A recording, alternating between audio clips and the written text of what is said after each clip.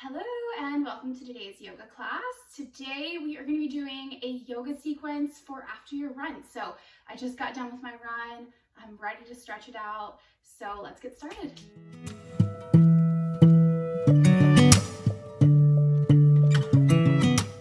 So we're going to begin today's class coming into a child's pose. Everybody loves child's pose. As soon as the teacher says, let's go ahead and get in a child's pose. So we're going to bring our knees together. That's one option. You can always take the knees apart though. This is going to give you a little bit of a deeper stretch. You're going to come closer to the mat. So just kind of play around with it, see what feels good. And whichever style that you choose, go ahead and just walk your hands forward and come into this relaxed pose, bringing the forehead to the mat.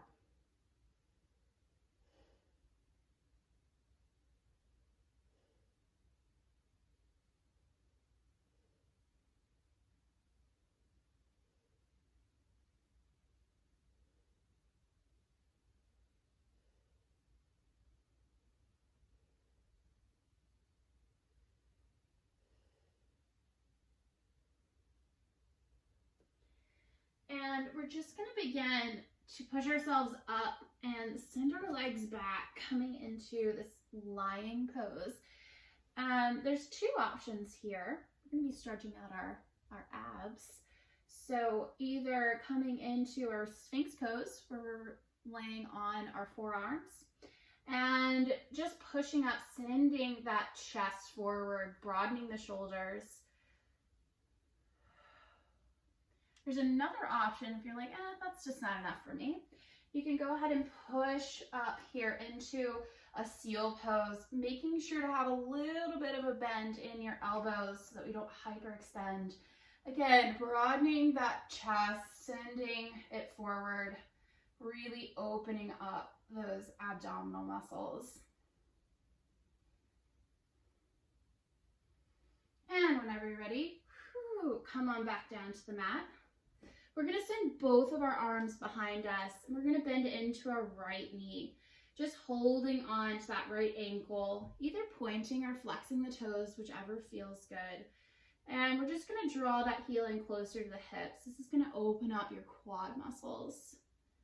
So just kind of play around with it. Maybe take it out again, bringing it back in. Maybe doing a little ankle roll while you're at it. Just see what feels good. And whenever you're ready, go ahead and drop that leg down. We'll go to the other side. So bending into that left leg, bringing that heel all the way to our hip. And go ahead and do those circle rolls if you did them on the other side. Maybe letting go and then bringing it back in.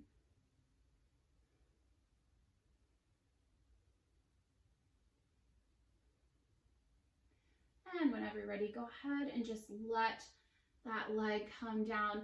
We're just going to do a little bit of a strength exercise here. We're going to tuck our back toes, bringing our hands all the way to our ribs. We're going to activate our core, bringing our entire body up, and we're just going to push into our downward facing dog. So pedaling those feet out, bending those knees as much as you need to so that your hips go up to the sky. Drawing the shoulders away from the ears. If you notice that you're kind of hunched and they're coming up. And just again, keep pedaling out those feet. This is a great hamstring stretch. So you'll notice it on both sides of your legs, that those hamstrings are being stretched. And whenever you're ready, go ahead and just tippy toe your feet. Walk them up into this forward fold. Making sure to bend your knees so that your stomach can rest on your thighs. And just begin to extend the legs, noticing those hamstrings again, stretching them out.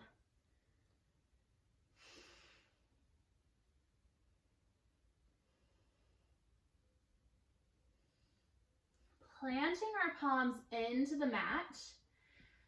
We're gonna step our left foot back and come into a little pyramid pose here. So I love to use blocks. I highly recommend that you use yoga blocks as I grab my yoga blocks.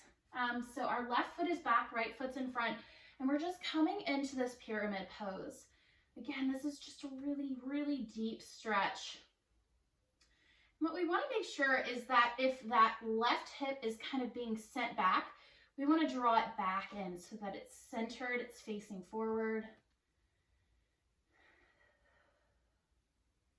And just kind of breathe here.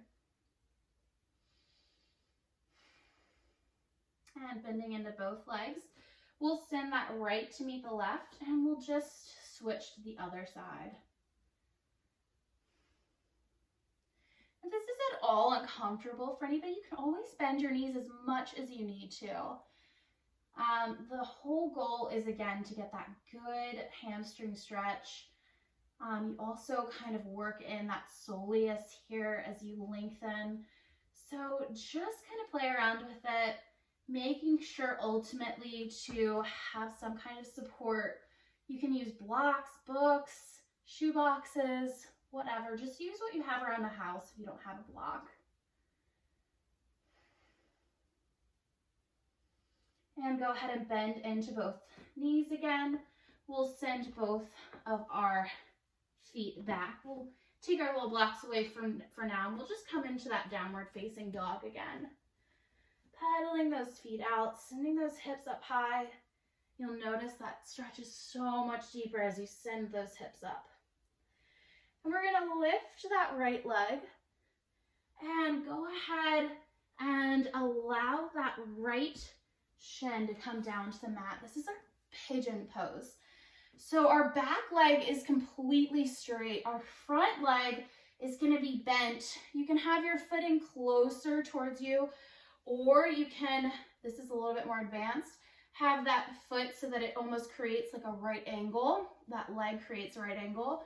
So just kind of play around with it. See what your body is telling you, what your body is saying is comfortable. And if this is just too intense in those adductor muscles and those groin muscles, you can always take that block and place it underneath of your hips, underneath of your pelvis, and use that as stability. Otherwise, come on into that pigeon pose and lengthen here, broadening the chest before we begin to come onto the mat.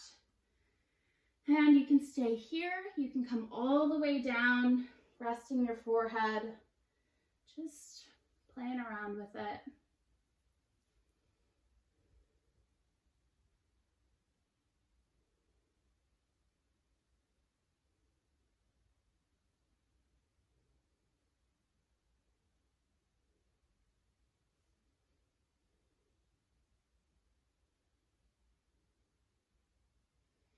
And whenever you're ready, go ahead and use those hands as stability to come back up, lengthen that spine, and tuck that back toe, bringing yourself back up into that downward facing dog.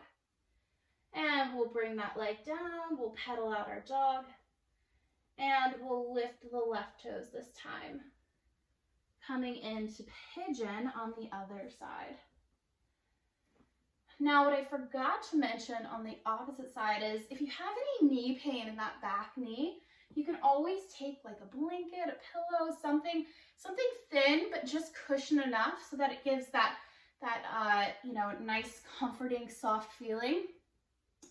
So there's always that as an option as well. So go ahead, broaden that chest, extend that spine, reaching up, and then go ahead and come into our little folded pigeon.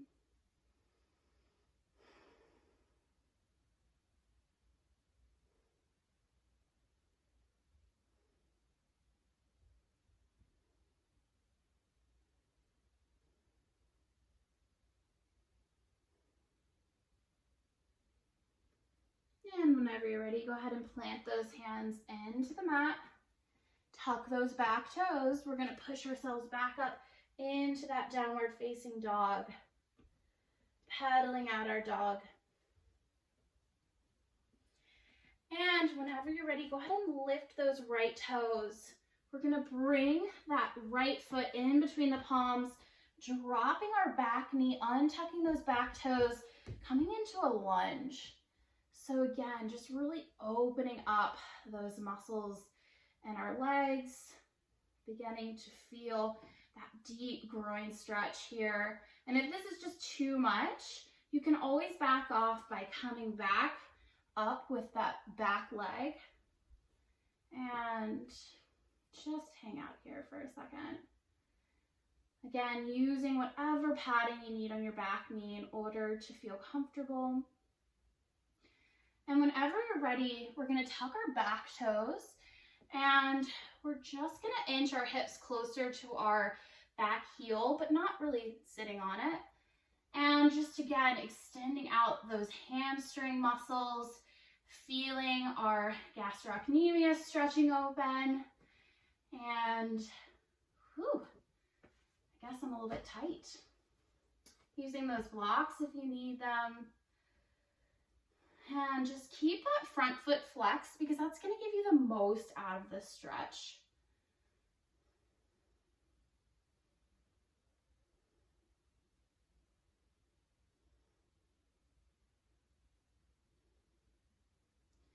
And whenever you're ready, let's just go ahead and push back into that lunge. And we'll plant our hands. We'll send that right leg all the way back up and bring it back down to the mat. Go ahead and pedal out the feet. We'll lift the left leg this time. And we'll draw that foot in between the palms, dropping the back knee, coming into that lunge.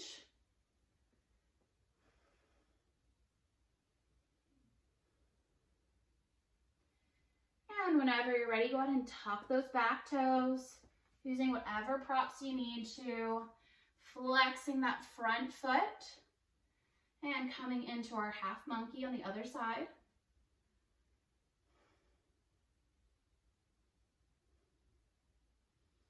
And this is a stretch you should feel all the way from your glutes down. So the more that you send your hips back, the deeper the stretch will be.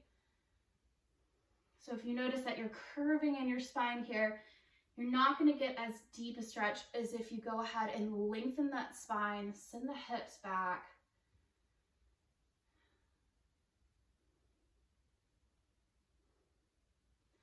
And whenever you're ready, we'll go ahead and push into that lunge again, taking away our blocks. And go ahead and push that left leg up. And we'll paddle out our dog here. Coming down on to our mat, into our little thunderbolt pose. We'll just send our hips over to one side or the other. And this is one of my favorite poses, but I understand it might be a little bit challenging, so I'm going to give some modifications. So taking both legs out in front of you, we're going to lift our right leg, place it on top of our left, just sitting here like this. We're going to plant our hands behind us, fingertips are facing our hips. And we're going to lean back so that we can send our legs, our feet towards our hips. So our top of our feet are going to be on the mat and they're going to be close to the opposite hip. So my right foot is by my left hip, same with the opposite side. And this is our cow face pose. So if this is really uncomfortable and you're like, no, go ahead and see if extending that left leg out and just placing that right leg over top feels any better. And it might just be that you kind of work into the cow face pose, or maybe this is just good enough for you and you're happy and this is a-okay. So for those of you that would like to try that cow face pose, this is a really great hip opening stretch. And we'll just kind of hang out here for a second. The goal is to have both knees in line with the other. And again, this is really kind of an intense yoga stretch. So back off of it, come in, come out as it feels okay. And for anybody that wants to take it maybe the next step, go ahead and if your right leg is on top, we'll take that left arm up and over like we're doing a little tricep stretch, getting in that stretch right here. We're gonna take out our right thumb like a hitchhiker, taking it all the way back. We're gonna drop the thumb and we're gonna allow that top of the hand to come to the back. And it's okay if your hands don't touch, just allow it to kind of rest. You can also use a yoga strap. If you wanna hold onto the yoga strap with both hands, you'll just wanna pull down with that bottom hand, really opening up that tricep. Just kind of take a second here. Noticing how your body's a little bit contorted, but how, you know, you're able to get into it and how great that is. And whenever you're ready, come on out. And we will go to the other side. So send both legs out in front of you.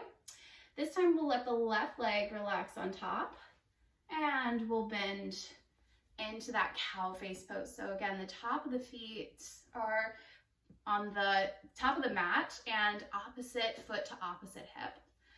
And we'll just allow those knees to come in line with one another.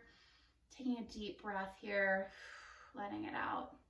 Taking that right arm this time, tricep stretch. Then we're gonna take that hitchhiker thumb, draw it all the way back until we can't anymore, and then flip it so that that top of our hand comes to our back. This side is a little bit easier for me. I can reach on this side, but the other side, it's no dice, I cannot reach. So again, if this is just too much for you, take the hands out of the arms out of the equation. Just go ahead and let your arms relax. But if you feel comfortable coming into this, just go ahead and give it a little try. And whenever you're ready, come on out. And we will allow both legs to come out in front of us, just kind of flexing and pointing, flexing and pointing. And the last little stretch that we're gonna do is we're gonna come into our Sukhasana, or our easy pose. And what I want you to do is take that right leg, allow the left leg to kind of come out in front of you a little bit, and allow that right foot to relax on the left knee, and same with the other side. This is our fire log pose. So again, that hip opening stretch, feels good. And if this is just too intense for you, go ahead and draw that foot away from the knee. And that's gonna give you a little bit less of an intense stretch. But just go ahead and see how that feels. Play around with it. Maybe draw the legs out a little bit. That might be a little less intense as well. Now, for anybody that's like, hey, this is easy peasy and I want a deeper stretch, you can go ahead and walk those hands forward and lengthen the spine. You'll notice that it's a pretty deep, pretty intense stretch. And go ahead and walk those hands back. We'll switch to the other side. So taking that left leg on top now, coming into our fire log pose on the other side. Again, just seeing maybe what your body is telling you. If it's too much, backing off a little bit and just kind of hanging out here. Or if you're one of those people that's like, hey, this is super easy and I want something a little bit deeper, go ahead and walk those hands forward and notice the intensity of that stretch here. And this is going to be great for your runs because you're really opening up those hips, giving yourself a little bit more mobility as you build that muscle while you're running.